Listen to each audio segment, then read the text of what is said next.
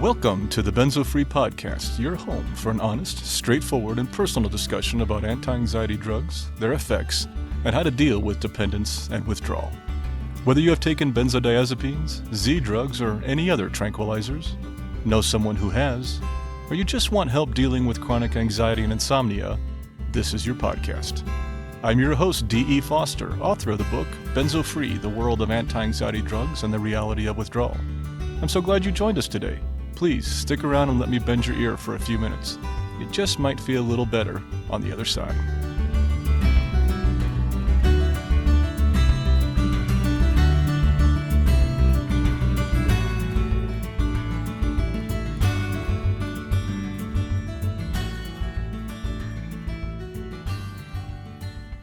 Hello there, this is D, and welcome to episode 57 of the Benzo Free Podcast. 57. What the hell have I talked about for 57 episodes? Sorry, going a little off script here for a second. It just kind of hit me as I read that. Anyway, I'm going to try and keep our introduction brief today because we have a full lineup and plenty to share. So I guess I do have stuff to talk about. It is still busy around here, but then again, it's busy everywhere. In fact, I think that may be one of the most popular sayings that us humans say. We need to stop saying that. I need to stop saying that. We are all busy. And honestly, it's a silly game we play to constantly try and outdo each other with how busy we are. So you know what? I take it back. I'm not busy. I'm good. I'm happy. And I'm blessed with work. There. Maybe that's a better saying. I'm blessed with work. And I mean that. Okay, I should really go back to my script here. Okay. Oh, you could tell I'm kind of in an ornery mood today, so sorry about that.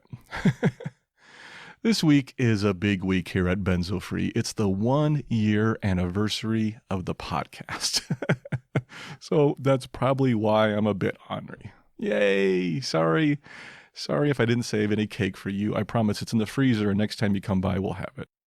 But on February 20th, 2019, we launched our first 5 episodes of the podcast all at once, just to get off on the right foot. I had researched and learned that this is what you should do to kind of get attention when you go out there, so I pre-recorded 5 episodes and launched them all at once.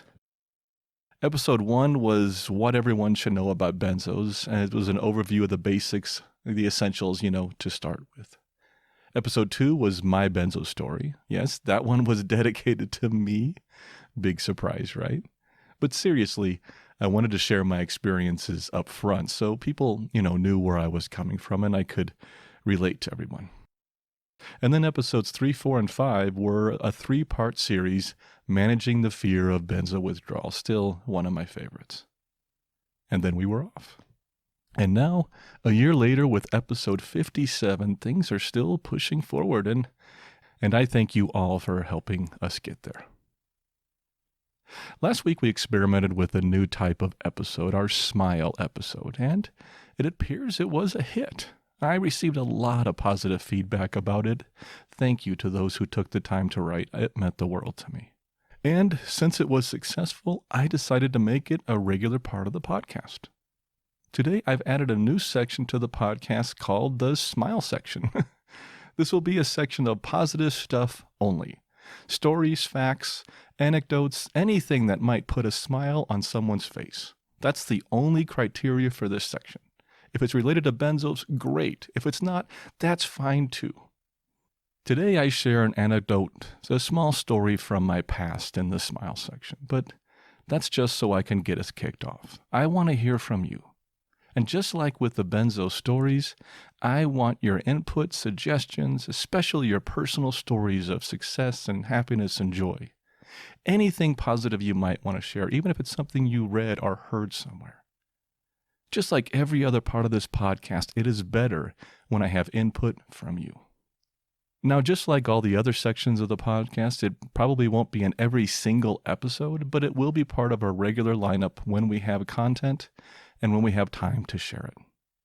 And since we're on the topic of changes, I also want to note something very quickly, that I've changed a bit of our script this week, just testing out a few changes to, help us improve on brevity, especially during that administrative stuff that I say every episode. You know what I'm talking about. Hopefully it'll come through a little bit cleaner and a little bit shorter. And one last thing, last week I mentioned our new donations page at benzofree.org/donate, and a few of you jumped to task and made a donation. And I thank you from the bottom of my heart. I truly mean that. Your contributions will help to keep this podcast operating and growing, and I thank you.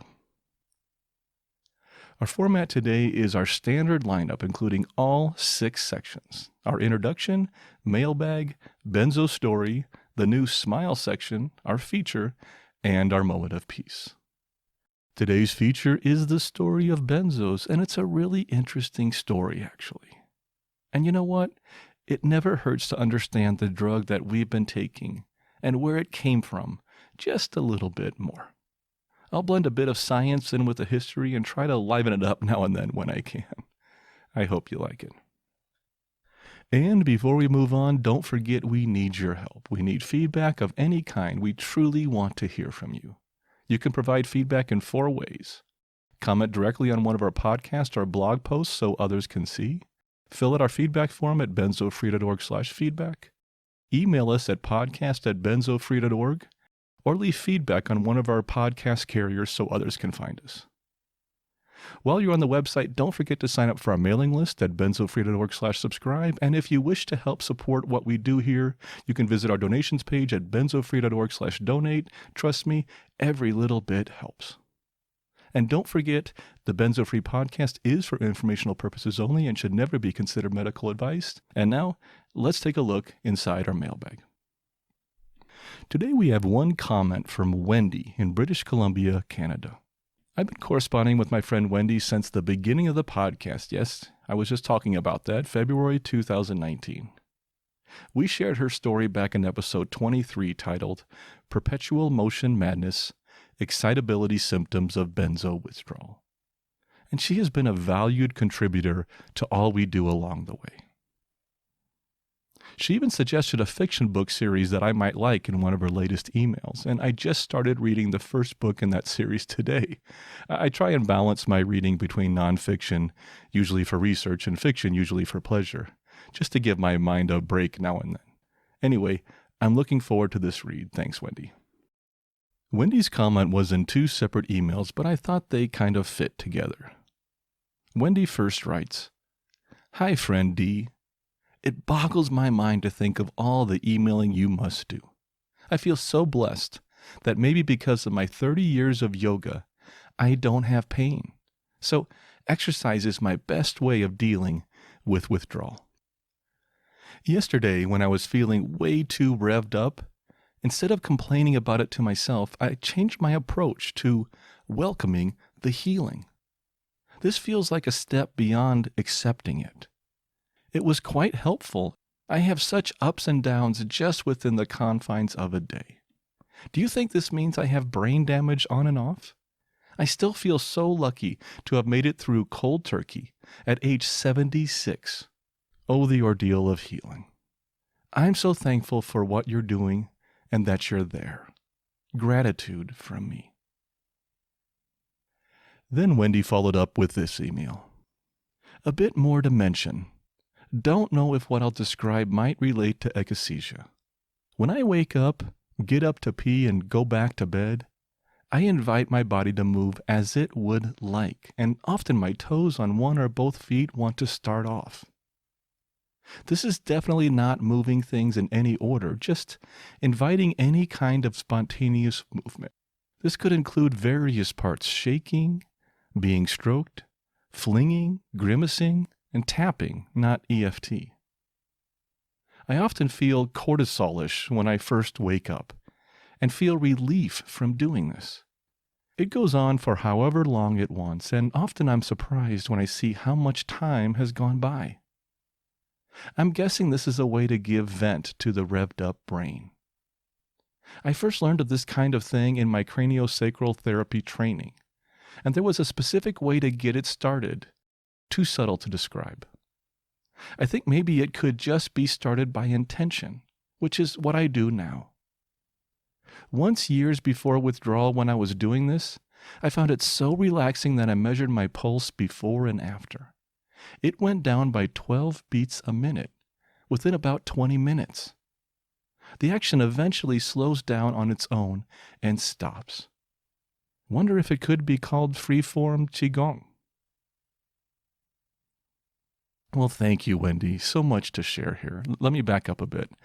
Yes, withdrawal can be more difficult as we age, but even when we are in our 70s, we still heal. It's pretty amazing, actually.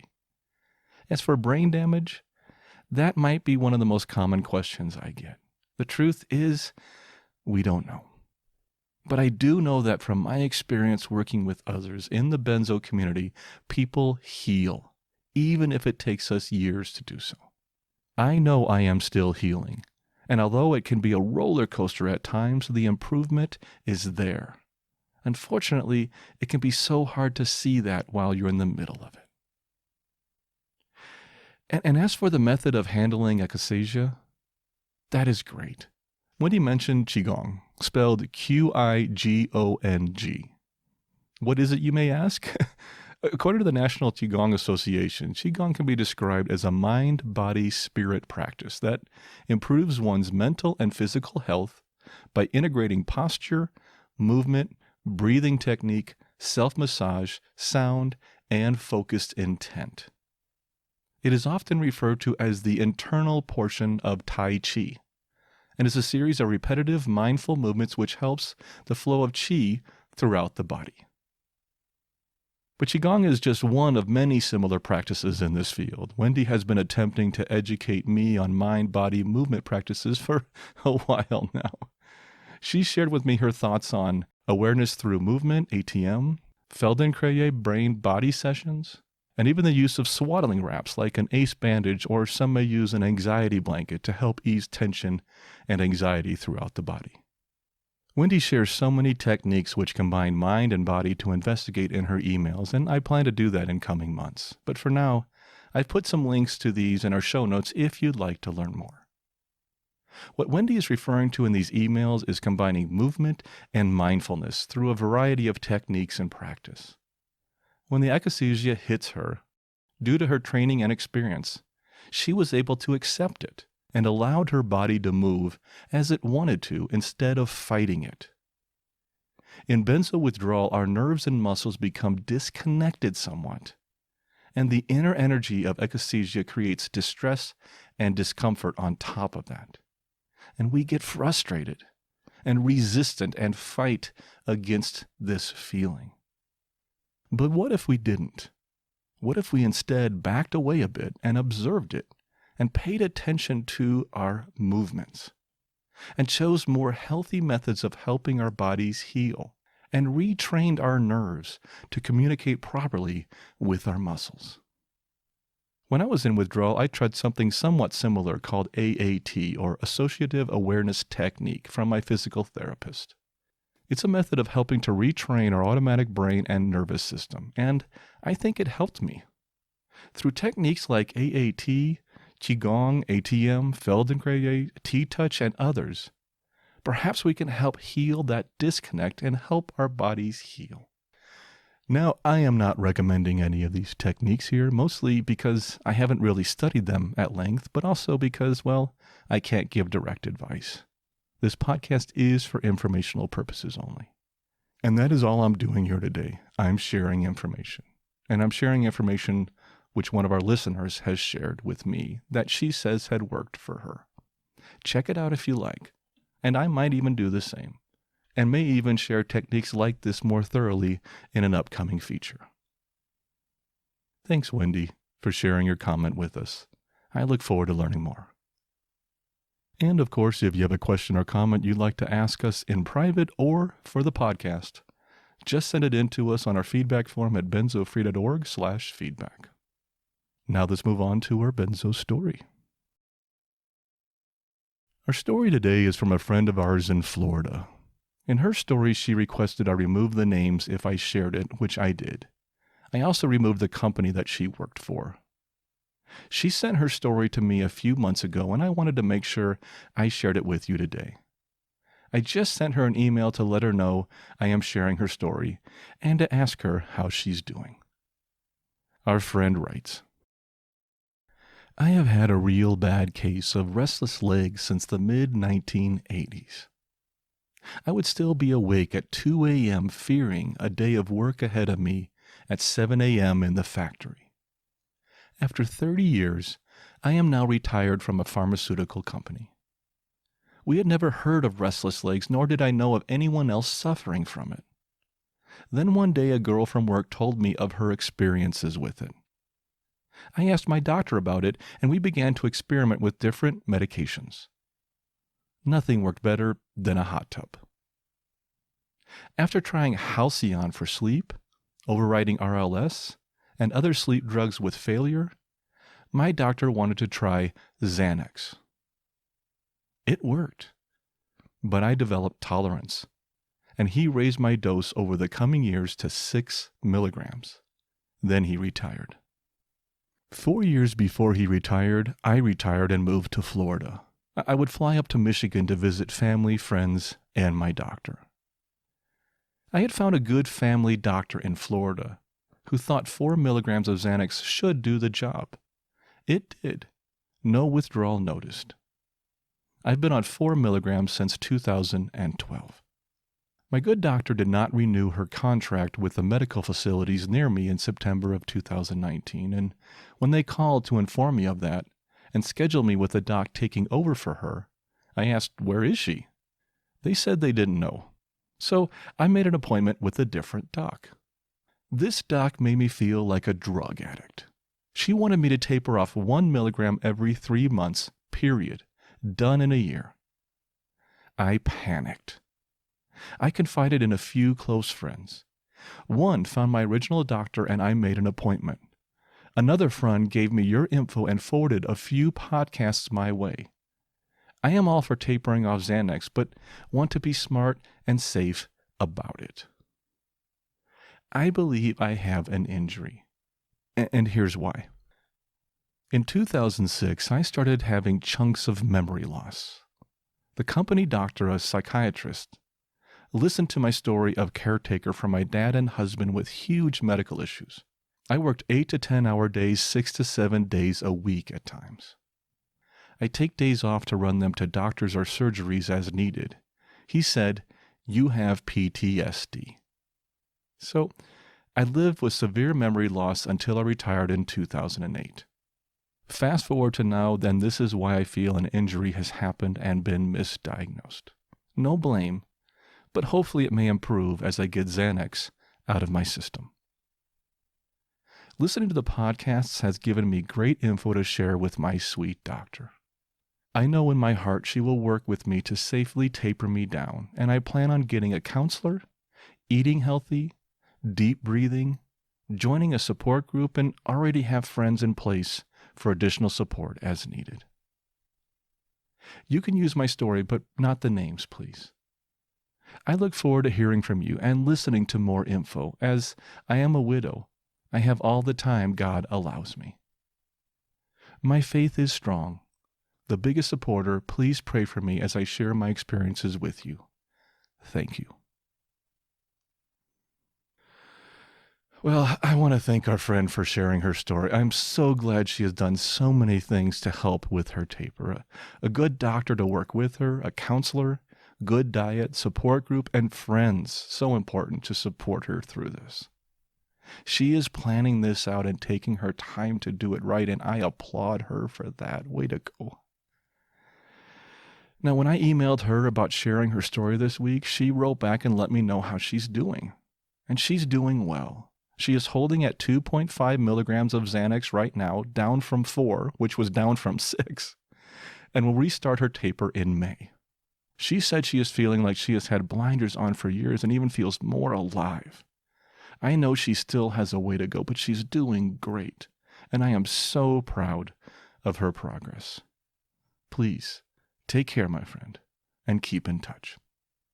And we still need stories, so please send them in when and if you'd like to share. Now let's move on to our smile section.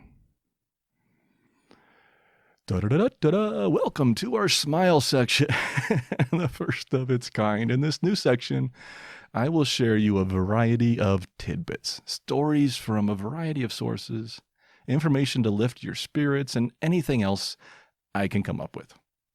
And like I said in the intro, you can help. Just like with our Benzo Stories, Mailbag, and even the feature, I welcome input from you, our listeners. Share a story of yours, or a story you read or heard, or facts or information that you think is positive and might make people smile. I do ask that if you have a story or something to share that might belong to someone else, like something you read somewhere, please provide me the original source so that I can check it out and credit it accordingly. But that is not necessary today.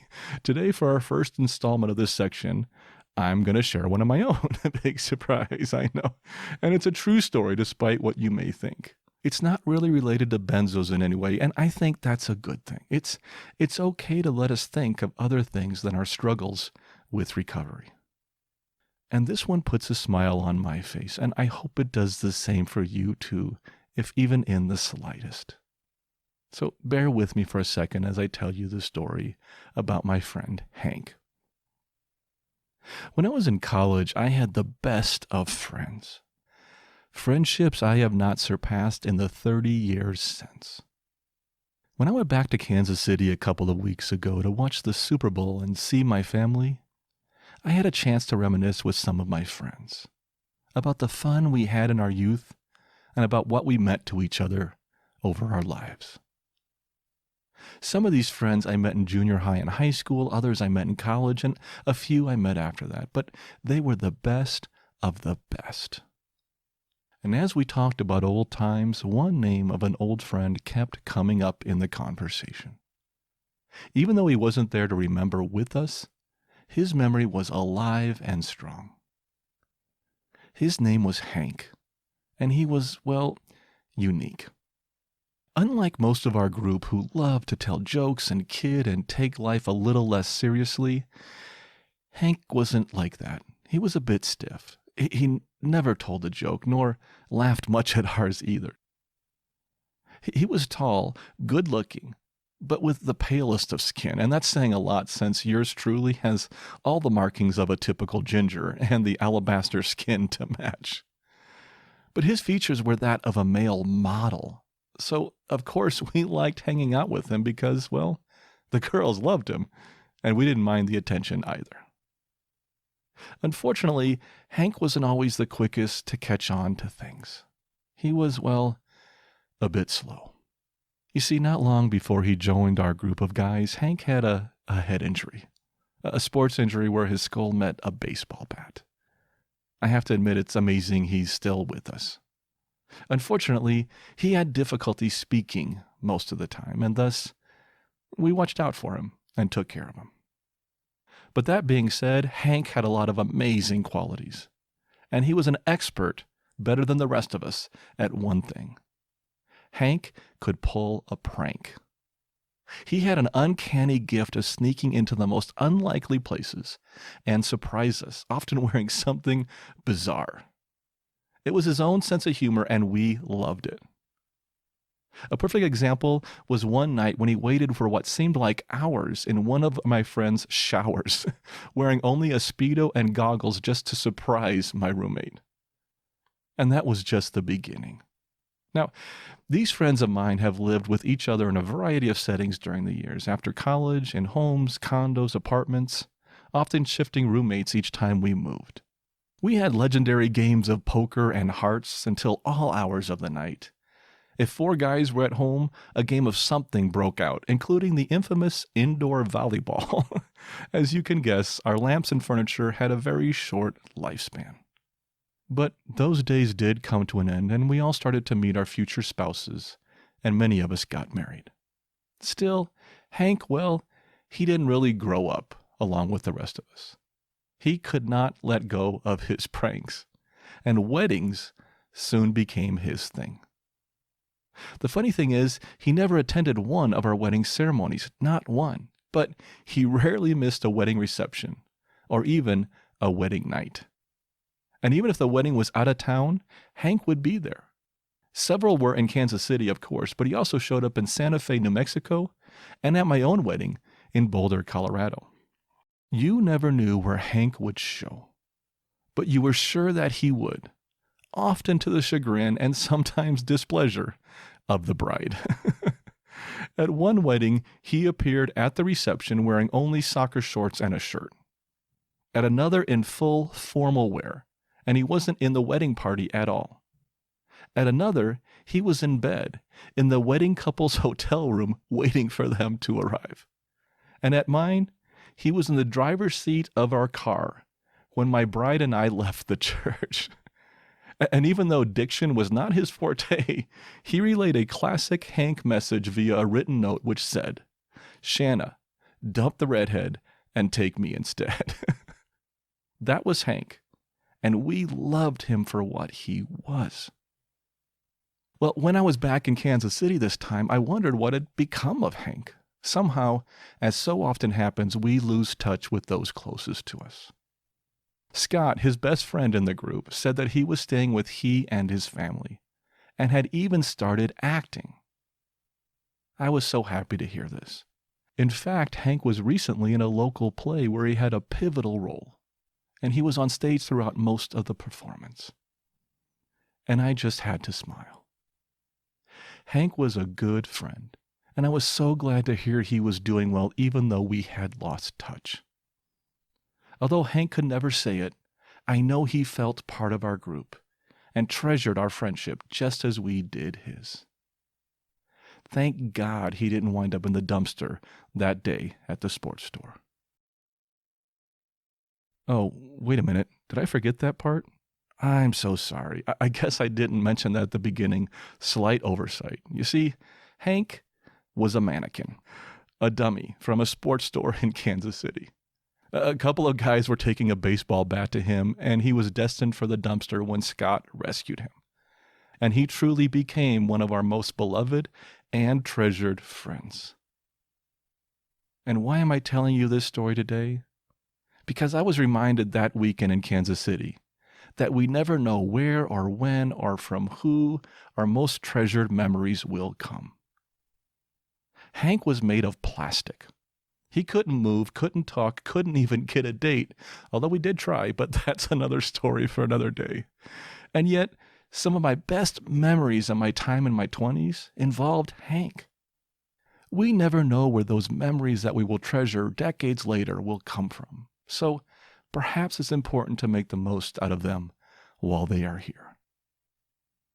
And yes, by the way, Hank is real. In fact, everything I share today really happened.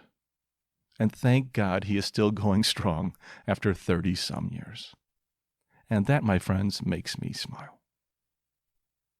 Anyway, thanks for indulging me on this trip down memory lane. I don't know if it was effective, and I don't even know if it made you smile, but I'm hoping it did in the slightest bit.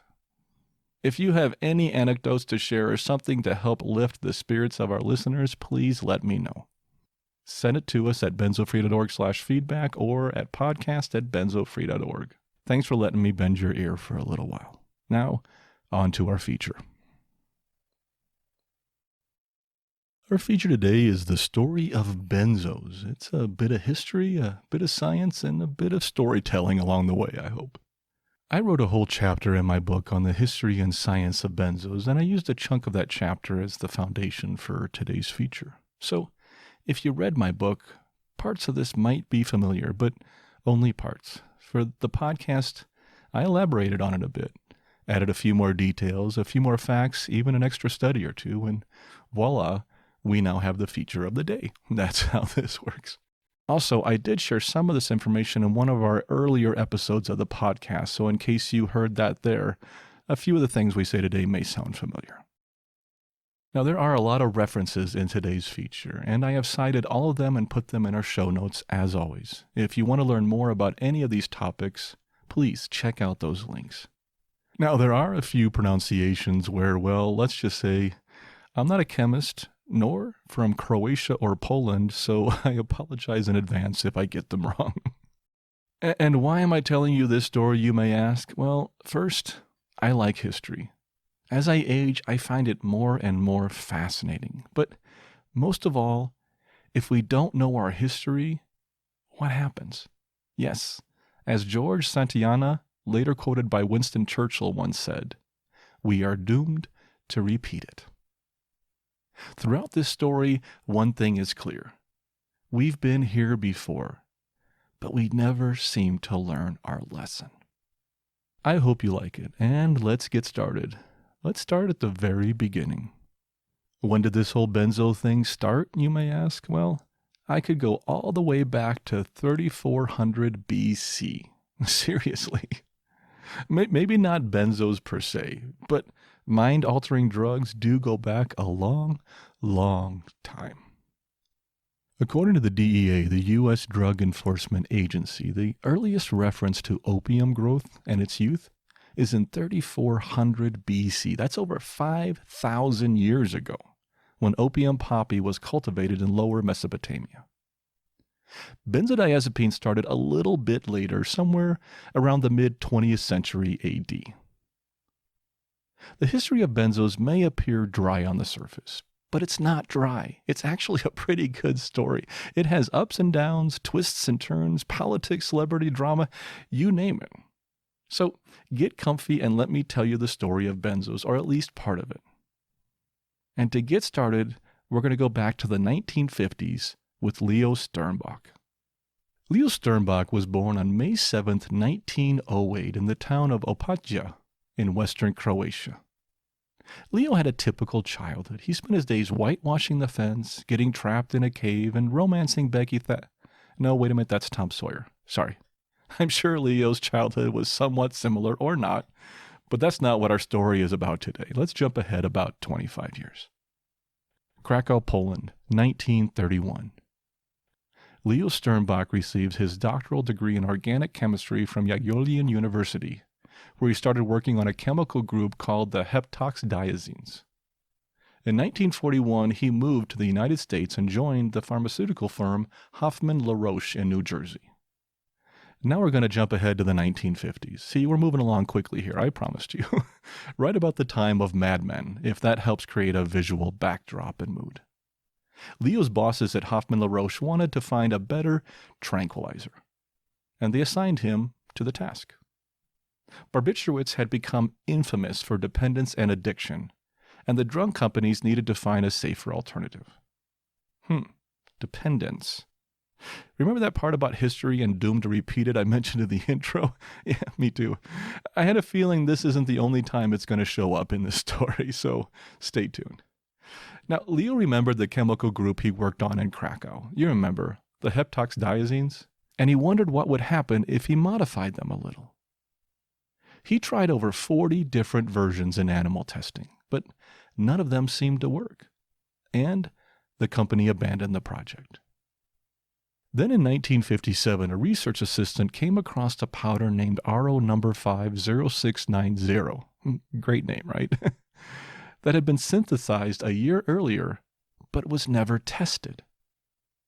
So without much thought, Sternbach sent it out for testing. And he said, quote, "We thought that the expected negative result would complete our work with a series of compounds and yield at least some publishable material. Little did we know that this was the start of a program which would keep us busy for many years." Later that year, RO number 50690 was found to have hypnotic and sedative effects, similar to meprobamate, or Milltown. What's Milltown, you ask? I'm so glad you asked. See, I knew you'd find this interesting like I did. Let's talk just a bit about Milltown because we kind of need that as a foundation to move forward on benzodiazepines. In 1954, the first real medication for anxiety hit the American market. It was called meprobamate and marketed as Milltown by Wallace Laboratories. There was no competition back then. It was the only tranquilizer on the market, and it did very well. More than 1 billion of these, quote, peace pills had been manufactured by 1957. Following closely on the heels of Thorazine's big success in treating schizophrenia, some people referred to Milltown as psychiatry's penicillin. In fact, due to the stress of the Cold War, one civilian defense film even urged patriotic citizens to stash a bottle of tranquilizers in their fallout shelters. Unfortunately, meprobamate had a few problems. In addition to its anxiolytic and hypnotic effects, it also had this nasty little side effect of physical dependence. In fact, sudden withdrawal from the medication caused dangerous withdrawal symptoms. If someone wanted to stop taking Miltown, they had to taper from the drug very slowly. Does any of this sound familiar? Me too. Professor Malcolm Lader, in his paper, The History of Benzodiazepines, published in 1991, commented, "The story of meprobamate, in retrospect, seems like a dress rehearsal for that of benzodiazepines." Miltown was heavily marketed and it did exceptionally well. By the 1960s, though, another class of drugs came onto the market and Miltown quickly faded from favor. Getting back to Leo Sternbach and RO number 50690. Even though RO number 50690 is a very catchy name, they decided it needs something with a bit more sizzle. But since they're chemists, well, they may have fallen a bit short. They first came up with methaminodiazepoxide. Now, that's a mouthful. But they eventually changed it to chlorodiazepoxide, which it's still called today. This new substance combined a benzene ring of atoms with a diazepine ring of atoms. Yes, you guessed it, the very first benzodiazepine was born. On February 24th, 1960, the FDA approved the drug. It was officially released to the public after brief clinical tests at the University of Texas, even though some 20,000 people had already been administered it. According to A. Byrne, in the journal Australian Family Physician, quote, "Controlled trials were not required for evaluation, and efficacy was demonstrated by anecdotes and testimonials." So, Hoffman-LaRoche had the go-ahead, called the drug Librium, derived from the word equilibrium. Now, Librium was considered safer than barbiturates at the time, since there were fewer side effects and fewer deaths from overdose. When Librium hit the market, it quickly outsold barbiturates and soon became the most prescribed drug in America. It remained that way until 1969, when it was replaced by another, perhaps better known benzo, Valium. Now, Leo Sternbach didn't exactly retire after the release of Librium. He kept working to find newer, better versions of benzodiazepines. In 1963, Hoffman-LaRoche released a brand new benzodiazepine, diazepam. The company named it Valium, for the Latin valere, meaning to fare well or to be healthy. Ironic? Perhaps. Valium was 2.5 times more potent than Librium, and just like its predecessor Miltown, it was heavily marketed to housewives. In 1966, the Rolling Stones released a song titled Mother's Little Helper that both celebrated and derided this medical breakthrough and its effect on the anxiety-prone suburban homemaker. If you've been around for a few years like me, perhaps you remember the lyrics. Mother needs something today to calm her down, and though she's not really ill, there's a little yellow pill. Well, that's all I can share without getting in trouble with the Stones and their lawyers, but it was a poignant commentary on the times. In the 1970s, the drug companies encouraged doctors to prescribe benzodiazepines instead of barbiturates through a campaign called CURB, which stood for Campaign on the Use and Restriction of Barbiturates. It was so successful that by 1978, Valium became the most commonly prescribed drug in the entire world. In fact, there was even a suggestion that Valium should be added to drinking water, like fluoride. Go ahead, let that sink in for a while. According to Malcolm Lader, the father of benzo awareness and research, we knew early on that there were problems with these drugs.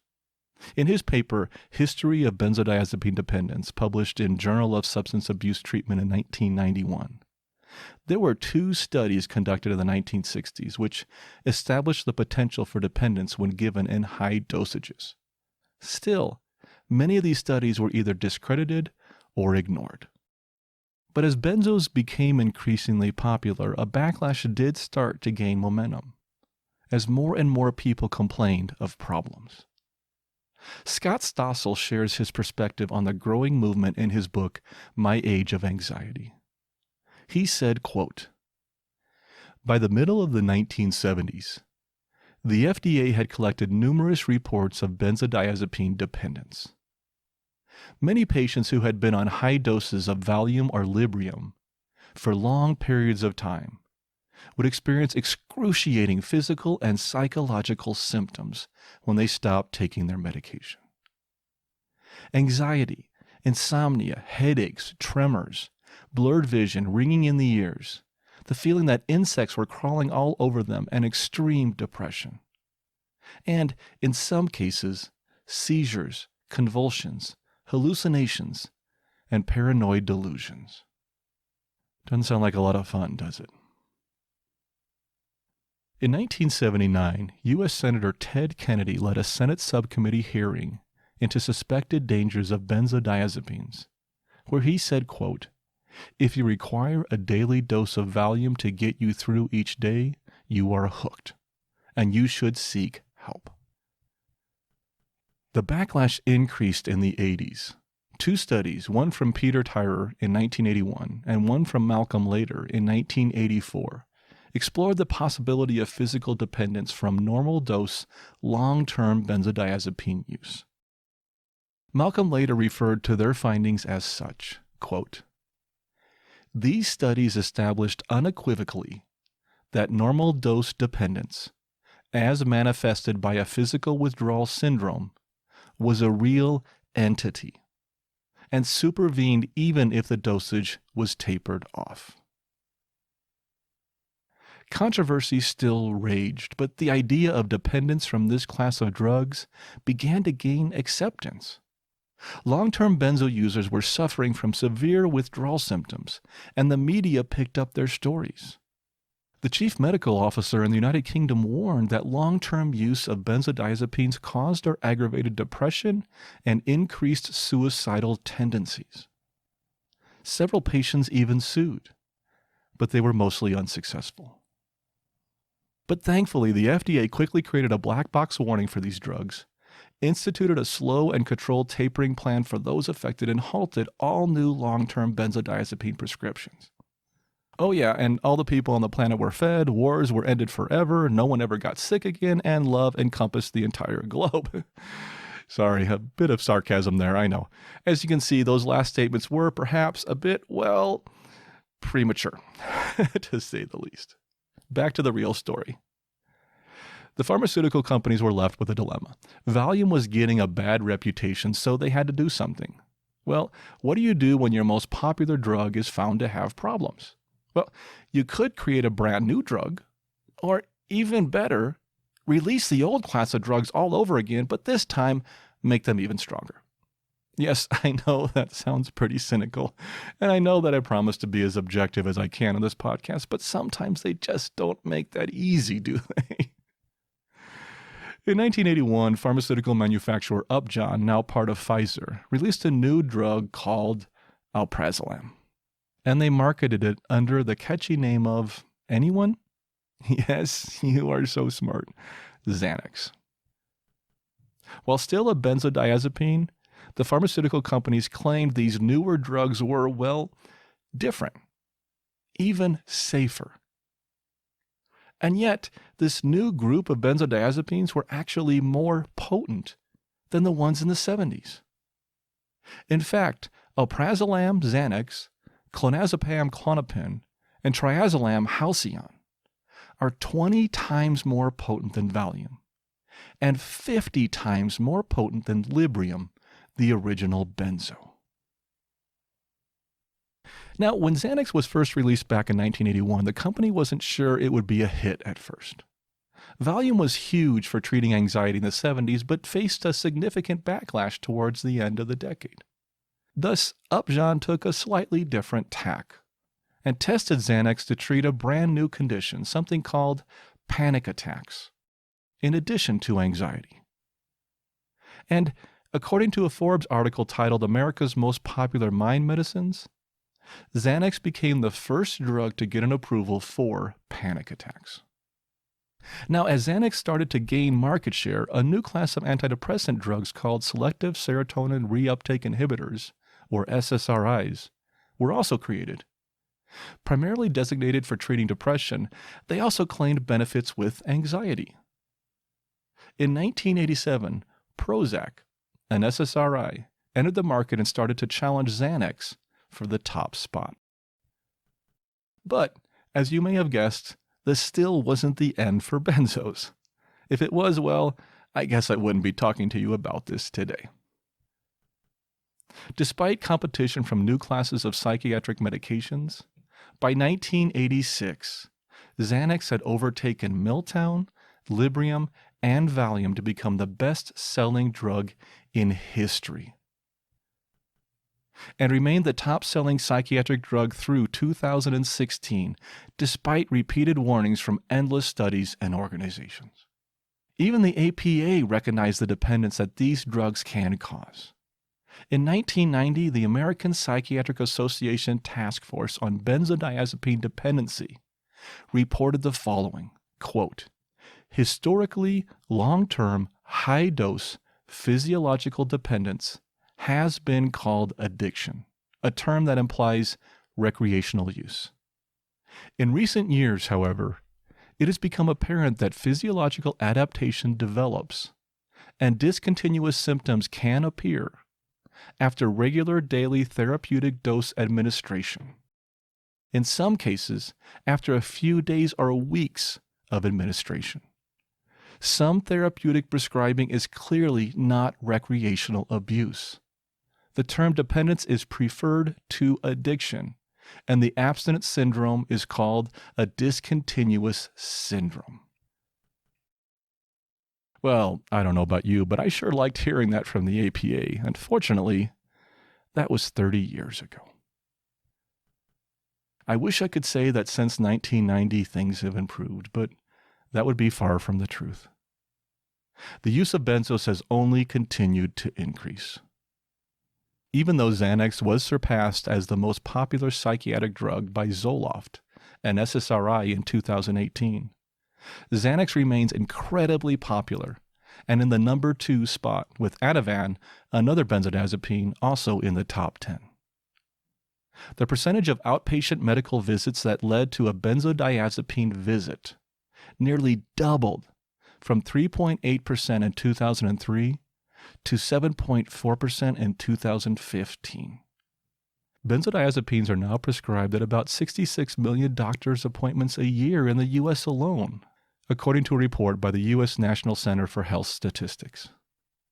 In a January 2020 article in New Scientist, the author, Jessica Hamzalou, stated, quote, "This means that for every 100 adults that visit an office-based doctor over the course of a year, 27 visits will result in a prescription for a benzodiazepine."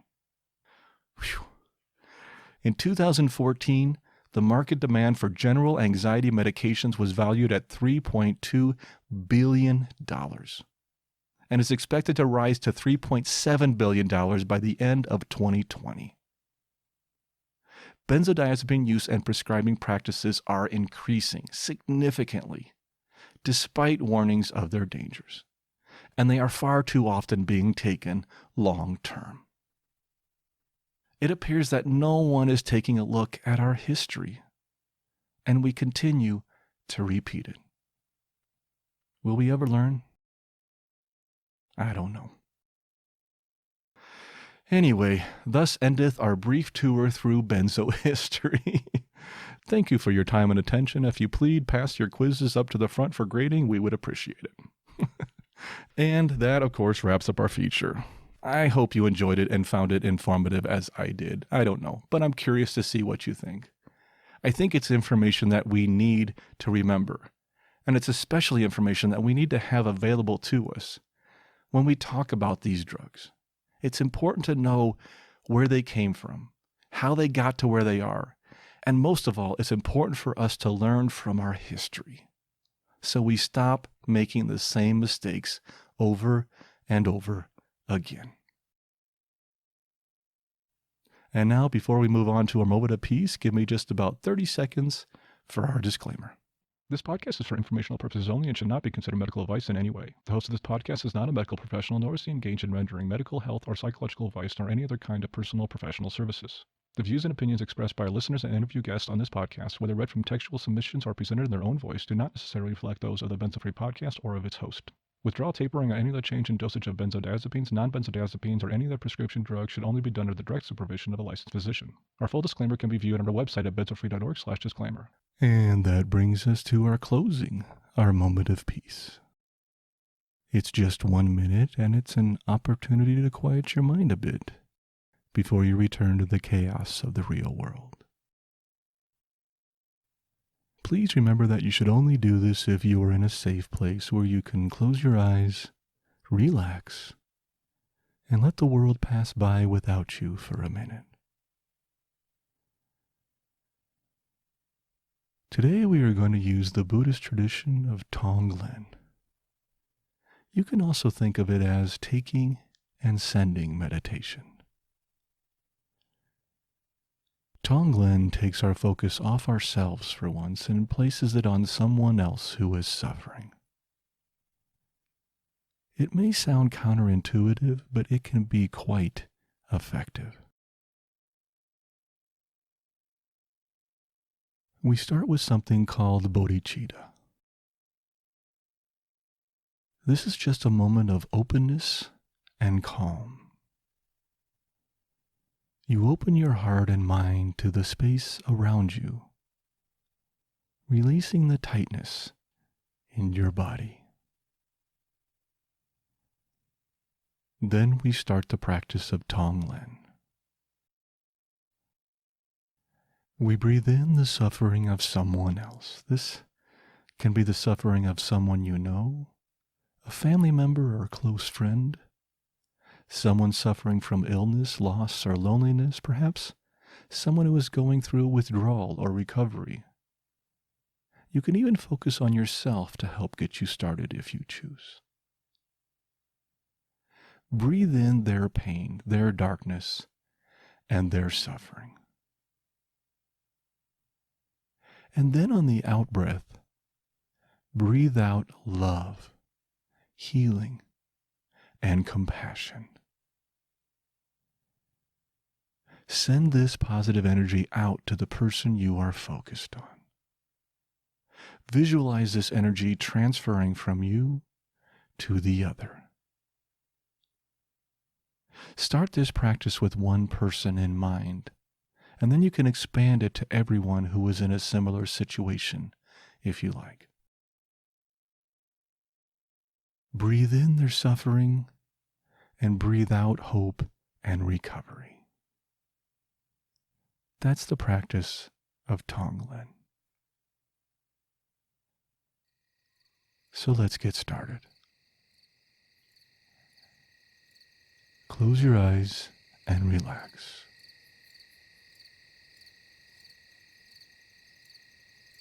We start with the bodhicitta. Breathe slowly and naturally. And recognize the tight places in your body. And breathe into them, relaxing them.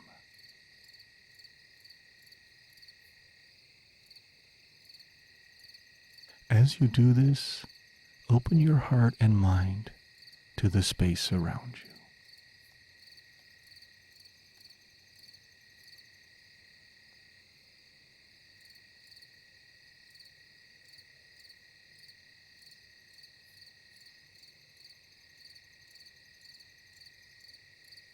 Now picture the person you wish to help. And breathe in all the suffering from that person, taking it all inside.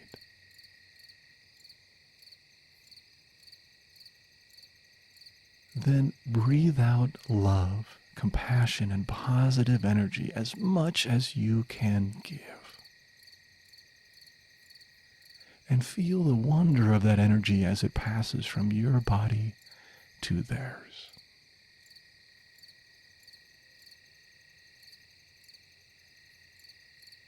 Continue to do this throughout the meditation. And remember, if your mind wanders, just gently bring it back to your breath and the taking and sending of the Tonglen. No judgment at all. Continue to do this for 1 minute.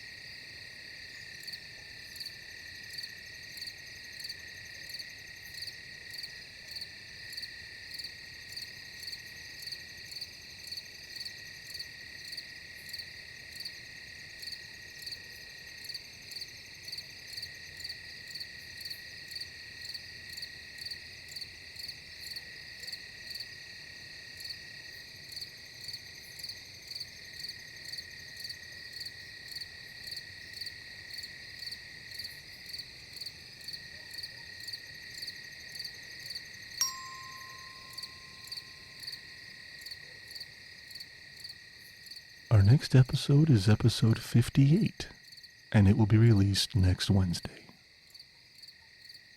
Thank you again for joining me today, and please let us know how we did. We'd love to hear from you. Keep calm, taper slowly, and take care of yourself. I'll see you next time.